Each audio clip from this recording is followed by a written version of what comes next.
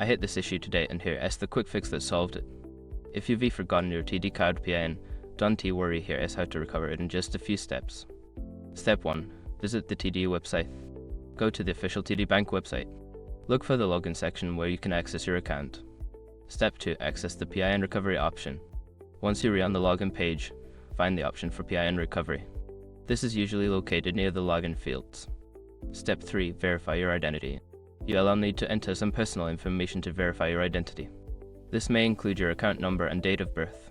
Step 4. Receive a temporary PIN. After verification, TD will send you a temporary PIN via email or SMS. Make sure to check your spam folder if you don't see it right away.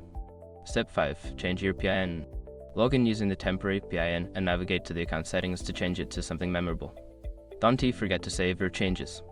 If you run into trouble, sometimes the email might take a few minutes to arrive, so be patient.